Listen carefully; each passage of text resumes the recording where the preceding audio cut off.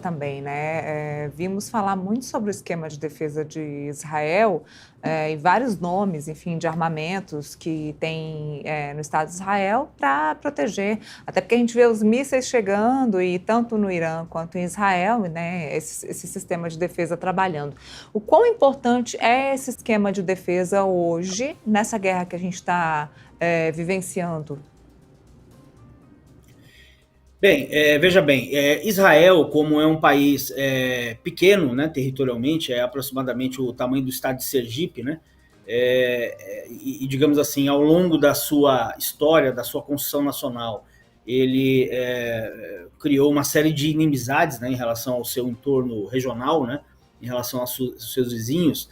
Ele tem buscado investir pesadamente na construção de sistemas de defesa antiaéreo, né, em camadas, né, seja para mísseis de curto alcance, né, disparados em geral de áreas mais próximas, né, relacionadas a, sobretudo, por parte de movimentos insurgentes, né, por exemplo, o próprio Hamas ou Hezbollah no Líbano.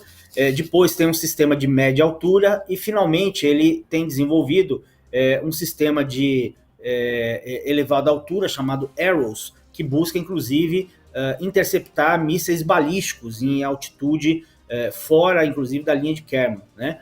Agora, na prática, esse sistema, que é um sistema muito eficiente, né, na verdade, do ponto de vista de um sistema de defesa antiaéreo, esse sistema israelense, sem dúvida, é o melhor do mundo, sobretudo porque ele se aplica a um país de território diminuto. Agora, não existe sistema antiaéreo perfeito, né?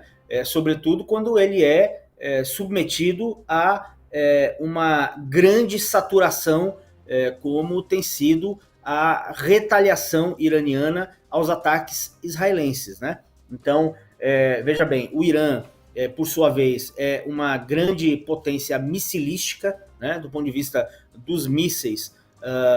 O Irã é um dos países de ponta, né, que tem maior desenvolvido tecnologias de mísseis, portanto, eles têm feito uma campanha, digamos assim, de retaliação com base na saturação dessas defesas de mísseis. Portanto, é por isso que a gente tem visto que alvos relevantes de Israel têm sido atingidos, inclusive o centro econômico de Tel Aviv, instituições científicas como o Instituto Weizmann, né?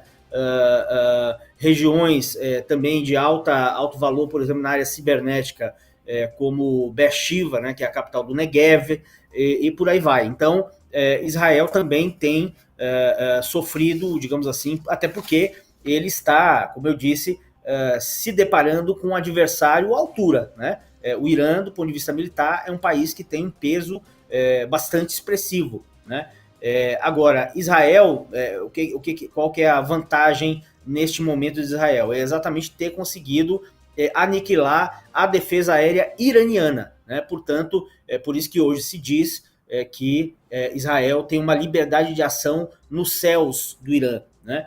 Mas isso não aniquilou a capacidade iraniana de contra-atacar, sobretudo com base nessa sua capacidade missilística. Por isso que nós estamos vendo, na verdade, essa realidade de uma destruição mútua entre os dois países nos últimos 10 dias, pelo menos, essa tem sido a realidade.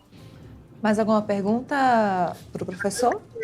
Andresa. Professor, dentro disso que o senhor colocou, quem que o senhor acha que vai pedir água primeiro, digamos, com relação aos armamentos, né? Quem é que vai ficar sem estoque, digamos assim? E queria que o senhor explicasse para a gente se tem algum armamento novo que está sendo usado nessa guerra ou se eles estão lançando mão de algo que sempre foi utilizado, como os mísseis, os antimísseis. Tem algo que lhe chamou a atenção? Primeiro os estoques, né? Não tem dúvida que os estoques são limitados, né? Tanto do Irã, né? O Irã, certamente ele se preparou durante muitos anos para esse cenário, qual seja um cenário de ataque militar sobre o seu país, né? Então, certamente ele acumulou uma quantidade de mísseis bastante expressiva, né? Algumas cifras aí falam em cerca de 2 mísseis de maior porte, né? Mas Enfim, nós não temos como aferir, mas certamente eles se prepararam, né? Porque até isso era uma, como se diz, uma pedra cantada, né? De que ocorreria, digamos assim, uma ação militar contra o Irã. Então a liderança iraniana ela buscou desenvolver e estocar mísseis durante um longo período. Por outro lado, Israel conta com uma ajuda importante dos países da OTAN, né? Dos Estados Unidos em primeiro lugar e dos países da OTAN em geral.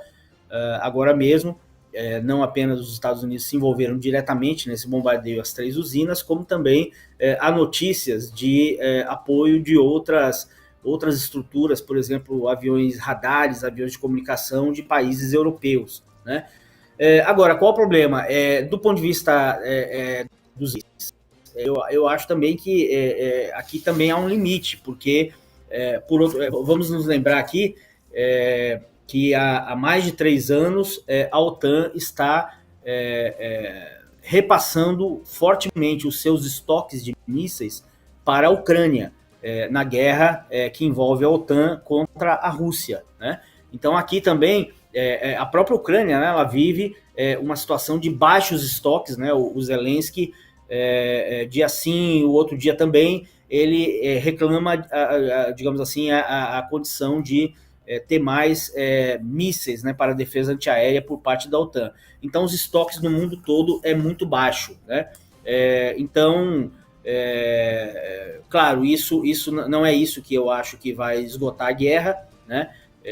Mas até porque muito provavelmente os estoques atuais eles permitem ainda manter a guerra por um período importante. Na verdade, a questão da resolução da guerra ela está ligada a outros fatores, né? A fatores de, digamos assim, quem vai conseguir, como você disse, pedir água primeiro, no sentido de ter aniquilado a sua capacidade de desenvolvimento da campanha militar, né? Mas eu lamento dizer, me parece que do ponto de vista militar, essa ação ela está apenas no início. Tá certo, perfeito, professor Ronaldo Carmona. Te agradeço muito pelas explicações. Obrigada mesmo pela participação conosco aqui no Boletim Metrópolis. Muito obrigada. Muito obrigado, boa tarde a todas.